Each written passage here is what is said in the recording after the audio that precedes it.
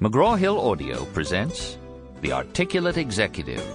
Learn to look, act, and sound like a leader. By Granville N. Toogood. Read by Gardner.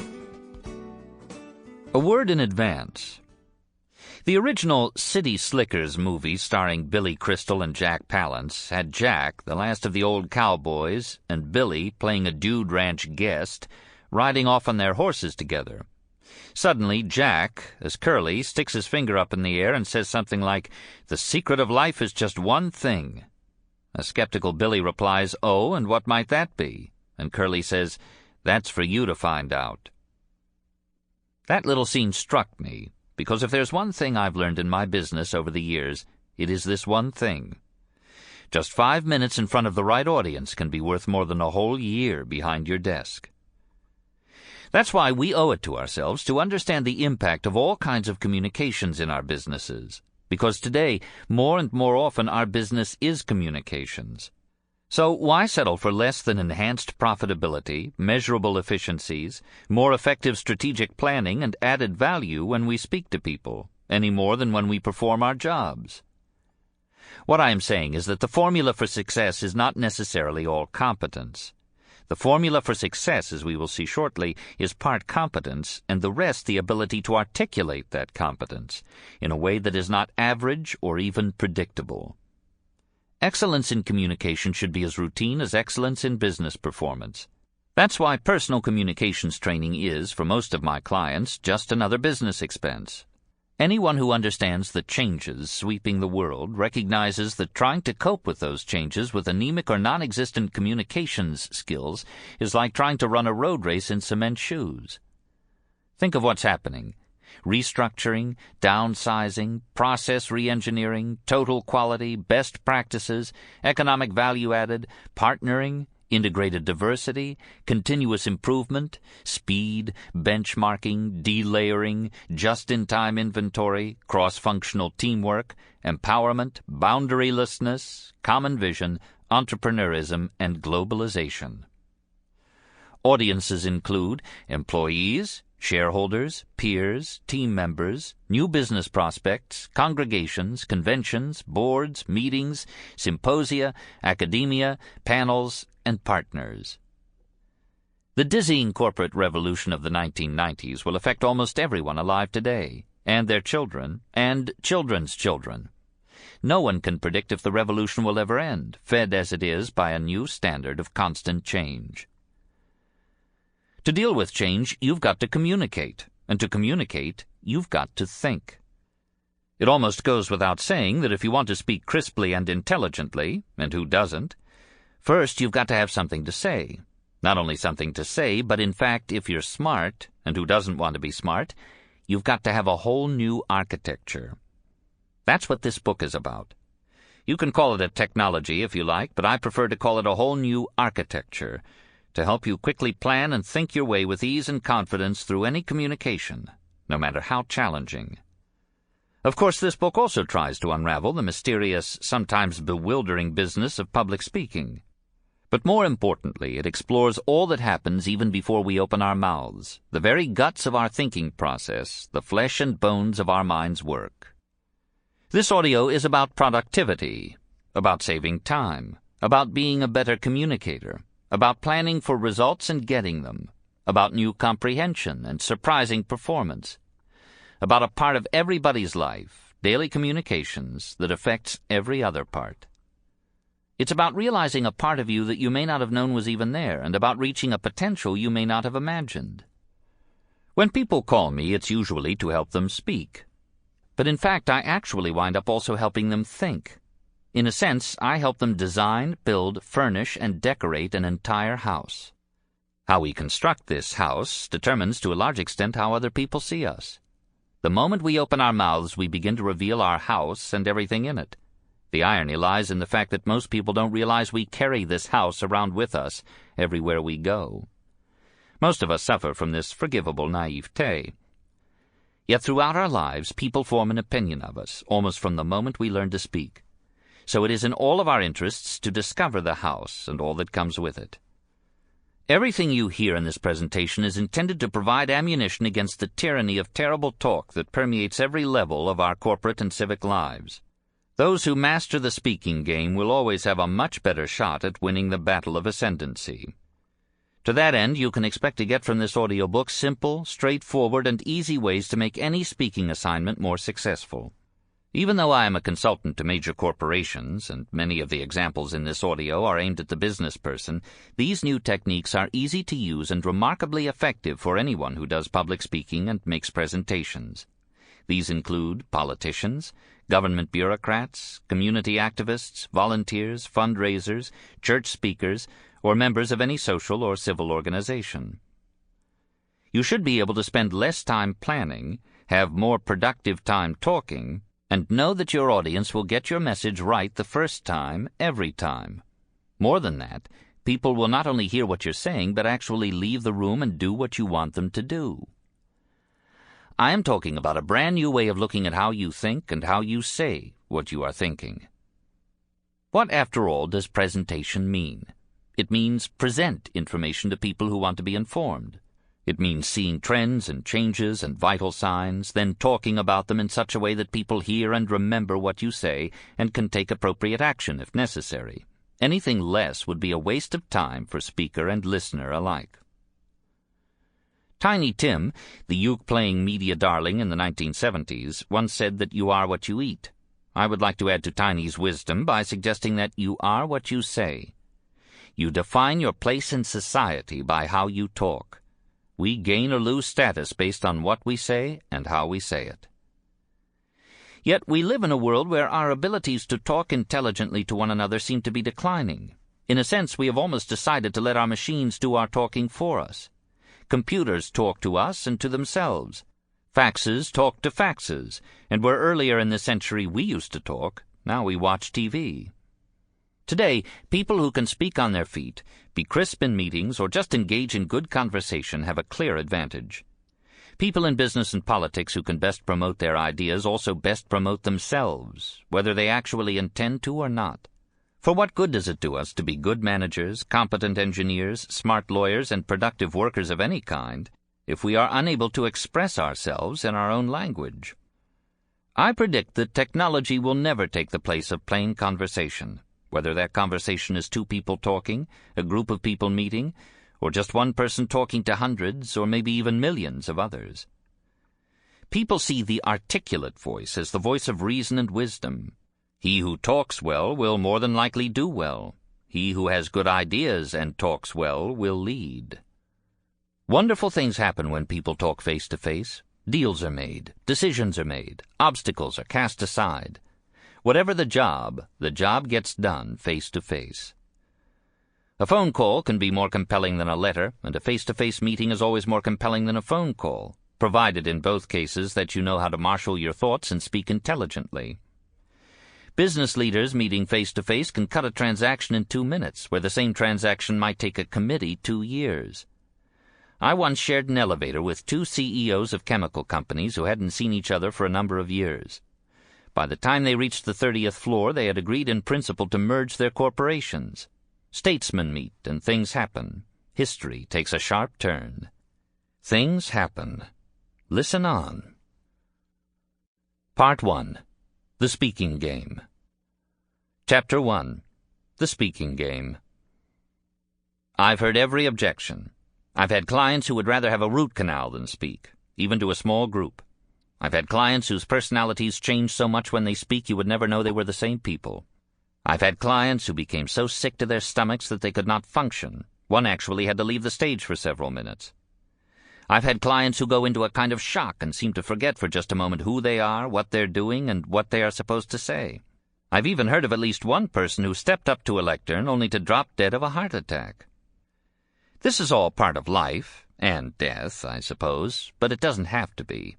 Most people who view the act of public speaking as a bad thing that's to be avoided at all costs are amazed to find that speaking can actually be fun, and well worth the time and effort.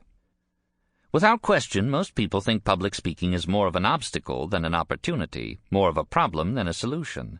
But in fact, the exact reverse is true. There is no single greater opportunity for productivity, profit, and reward than the simple act of opening your mouth to tell your own story. Yet this is an opportunity that escapes 9 out of 10 people with responsible jobs in America. The reasons, I think, are obvious.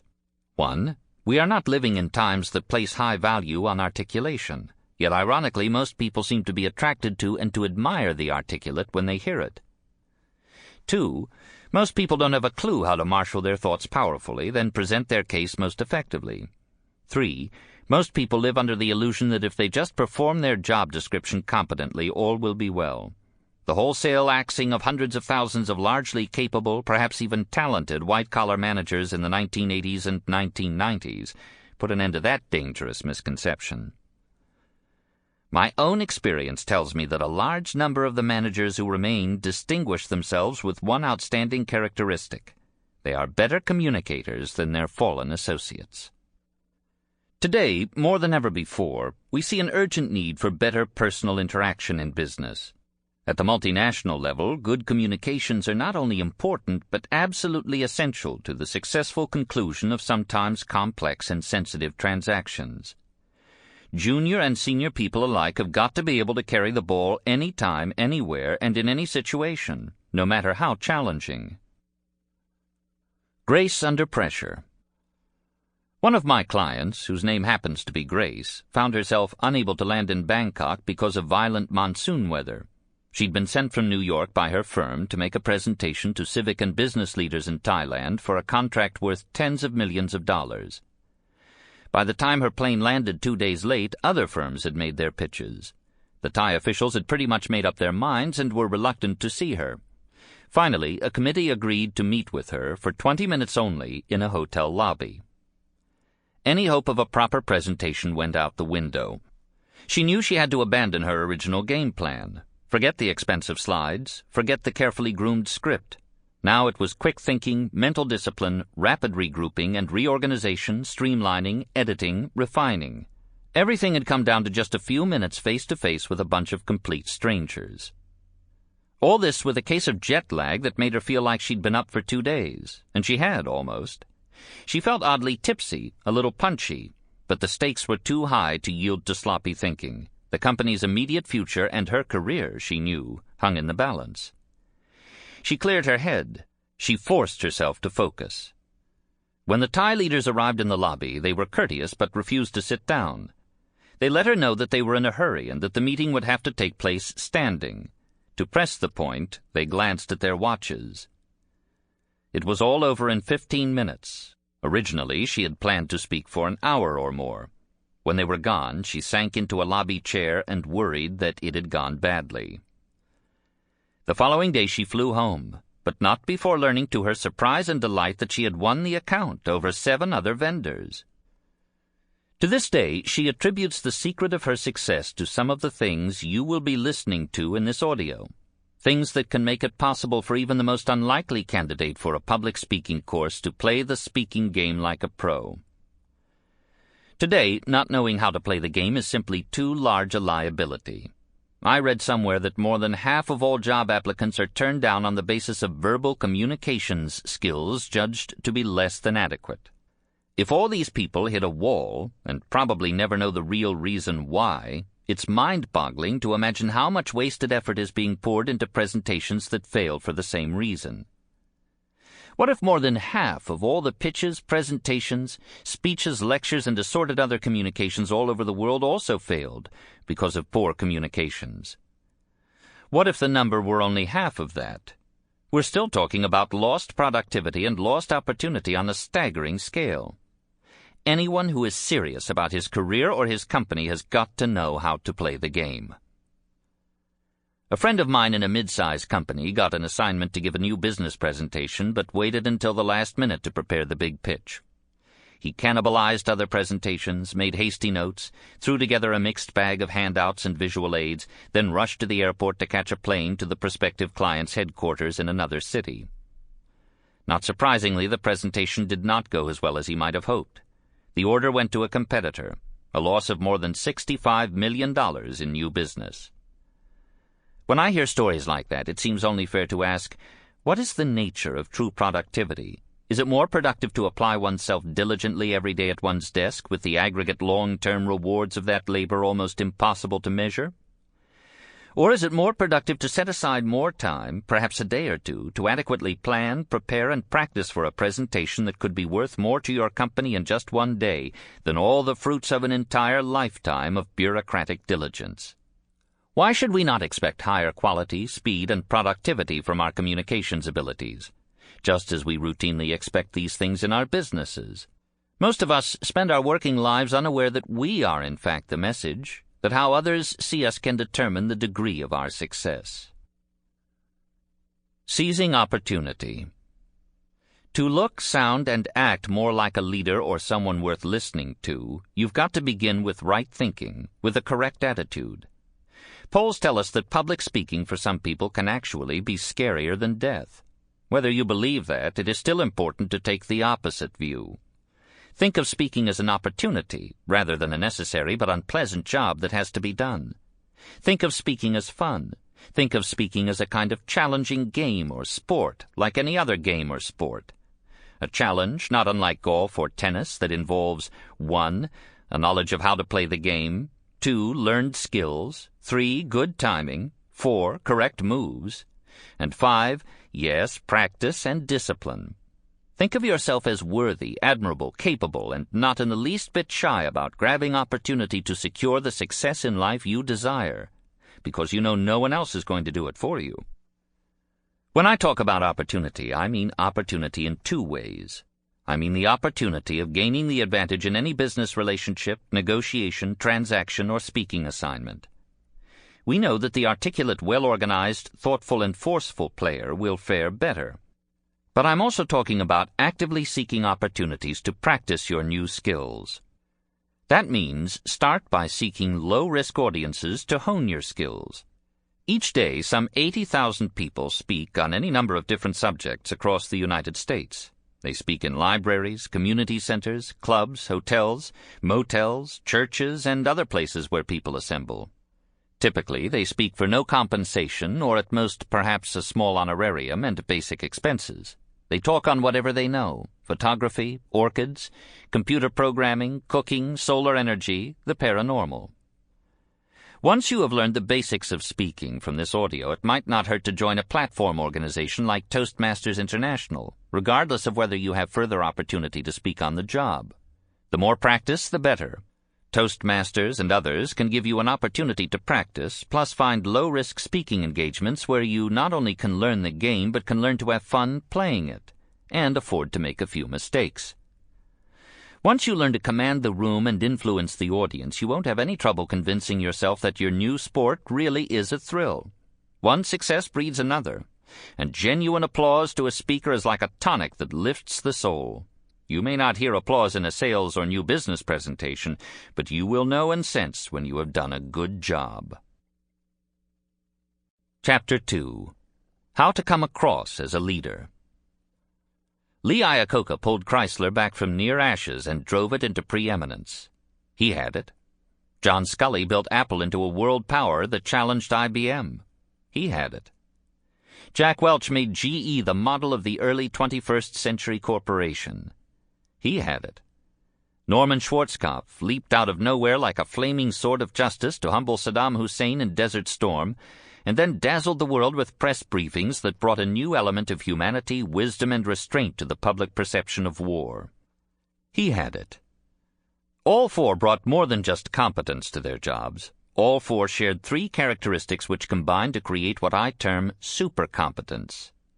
Call those characteristics the 3 C's. 1. Competence. You have to be at least fairly good at what you do. If you're not, plenty of other people would be happy to take your place.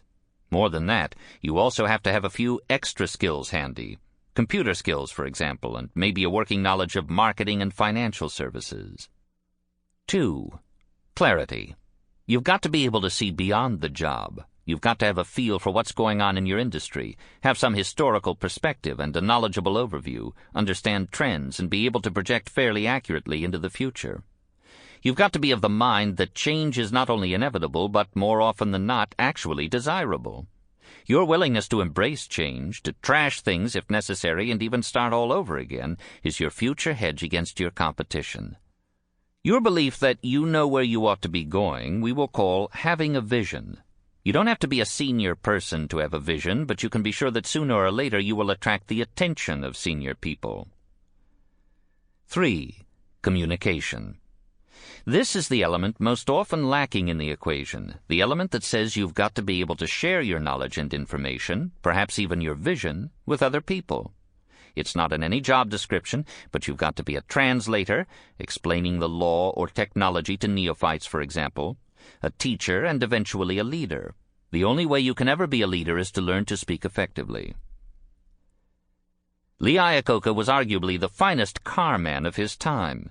He knew the industry from bottom to top, from design to engineering to manufacturing to sales to market, having spent his entire working life in the car business. He understood the need for change, and he led Chrysler from clunkers to classy quality in a forced march that lasted 10 years. He never faltered in his vision that Chrysler could someday outperform Ford and GM. Finally, he did it all by using one of his most powerful tools, his formidable ability to persuade and inspire. First, he talked Congress into a huge loan that he paid off 2 years later, with interest. Then he raised the bar at Chrysler in from-the-heart coaching sessions that got everybody up for the challenges ahead. Then he went on TV and told America, if you can find a better car for the price, buy it. Millions bought Chrysler cars. Competence, clarity, communication. John Sculley, fresh from Pepsi, immersed himself deeply in the strange world of Silicon Valley, so much so that he eventually made himself chief of all Apple engineering. Under his guidance, Apple became a big-time player, not only in hardware but in software too, posing a real threat to IBM and Compaq, among others. Sculley recognized the need for change and led the company into an expensive but successful marketing blitz. Until he left the company in 1993, he held to his vision that Apple could lead the way into the next century. Along the way, he became one of the most visible executives in America, promoting Apple to every audience that would listen to his views on the future and technology. Competence, clarity, communication. Jack Welch is the model of competence, clarity, and communication. His story is so well told we need not go into it in detail. It's enough to say that Welch inherited an asthmatic and anemic business in the early 1980s. 10 years later, he had turned GE into a world-class sprinter and champion long-distance runner combination. Welch was a decade ahead of his time. Change at GE was sweeping and complete. Welch understood exactly what had to be done, and he brought his message to his employees, Wall Street, and customers with passion and depth of vision that rocked every audience he spoke to. Competence, clarity, communication.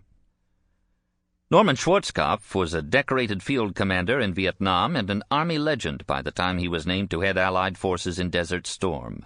He was an Army career man all the way. He believed deeply in honor, duty, and country, but he was also a man of uncommon compassion and wisdom who lived for his troops. The Army knew him as a great communicator who could inspire men and women to do great things. But it took Desert Storm to show the world the characteristics of grace under pressure, humor, and steely determination that made most of us back home in the States stay glued to our TVs and proud to be American. Competence, clarity, communication. The neglected C. My point is that you can't have competence and clarity without the vital third element, communication. It never did anyone any good to be very able to recognize a problem and to have a clear idea of how to fix that problem if that same person couldn't communicate. If you want things to happen, you've got to start talking. Those who talk well thrive. Those who talk best lead. Supercompetence. Good leadership is what the future of American business is all about, and you can't have leadership without supercompetence. But you don't have to be a leader to be supercompetent. Supercompetence is the added value that good communications skills contribute in marketable job skills and a healthy, forward-looking attitude. The combination can be compelling and typically manifests itself as advancement up through the ranks of any organization. Supercompetence is the next logical step for anyone who is thinking about how to get ahead. You've got to know what you're doing and do it well. You've got to be willing to embrace change. and you've got to be able to acquit yourself intelligently, face to face with other people. And the reality is fairly clear. In the future, supercompetence will be a necessity, not an option. Here's why. Huge economic and social forces are changing our world. Large components of this ongoing revolution are the sweeping advances in communications technology, the much-hyped information superhighway, the ever-quickening race for the world's fastest PC chips and supercomputers, and the incredible new science of virtual reality that has captured the imagination of most people over the age of 3. The unheralded revolution. But there's another communications revolution that's in no job description and not mentioned in the newspapers. This is a revolution that most people who have to work for a living must deal with, in most cases without help and without proper preparation. This is how it works. Once, not too long ago, the rules were simple. The boss dictated to the troops, and that was pretty much it. But now, while the boss still talks to the troops, saying, "Here's where we're going, you figure out how to get there," that's empowerment. Now it's a lot more of the troops talking to the troops, working together across one-time boundaries. That's cross-functional teamwork. It's also millions of sales, marketing, and customer service people talking to clients and customers. It's everybody talking to everybody else, to customers, employees, peers, team groups, classrooms, committees, panels, analysts, associates, boards, industry groups, associations, civic groups, congregations, and lots of other vital audiences. All of which means that the role of management is changing fast. Today, managers are expected to lead. You can't hide in your office anymore and hope that all goes well, that the thing will somehow run itself. Now you've got to roll up your sleeves, get out of the corner office and the executive suite, and down on the floor. You've got to show leadership. You've got to become a coach and a facilitator. You've got to encourage risk-taking. You've got to be seen and heard. You've got to recognize change, be willing to take action, to base your actions on what the market is telling you. Then you've got to inspire others to share your vision. All of this requires talking, a lot more talking both up and down within organizations than most managers are used to. Your people have got to learn to lead from your example, then spread the vision throughout the ranks. In the end, the talking is infectious. You create a culture of open communication. Everybody winds up talking, sharing ideas, challenging, speaking out, building something together. It's as if you tore down all the walls of your company and unleashed ideas and talents you never even knew existed. It happened with varying degrees of success at Chrysler, GM, GE, GTE, and literally thousands of other companies in the 1990s. That's what supercompetence is all about. Just one person exercising supercompetence can make things happen and ensure her or his place in whatever the future has to offer. 1 million people exercising supercompetence can change the future and the world. Leadership. The seismic upheavals of the 1980s and 1990s saw power pushed down through the ranks like never before, suddenly making leaders out of people who had to scramble to live up to their new roles in a changing world. Practically overnight they found themselves thrust into the speaking game, often without a clue how to play it. With only role models to fall back on, most quickly figured out that where you find a leader, you will also find the power of persuasion. And where you find persuasion, you find someone who can speak with authority.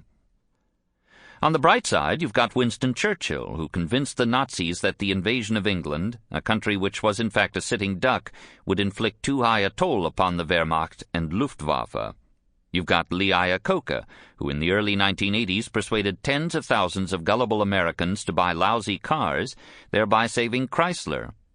You've got the legendary football coach Vince Lombardi, who elevated the rock-bottom Green Bay Packers to world champions by persuading average football players that they could be great. In the early 1990s, no one understood the hopes and fears and needs of the American people better than Bill Clinton, who marshaled all his powers of persuasion to get elected, then staged town meetings, which best suited his populist style, to stay in touch with his constituencies and cement his support. On the dark side, you've got Adolf Hitler, Joseph Stalin, Mussolini, and assorted other twisted geniuses who inspired their fellow people to new heights of evil. You've got Charlie Manson, a diabolically talented criminal mind who inspired ordinary middle-class American girls to happily commit unspeakable atrocities. And you've got Vladimir Zhirinovsky, who suddenly popped up on the tide of discontent in Russia like a Slavic Mad Hatter, raving about dropping nuclear bombs all over the world. What? Sample complete. Ready to continue?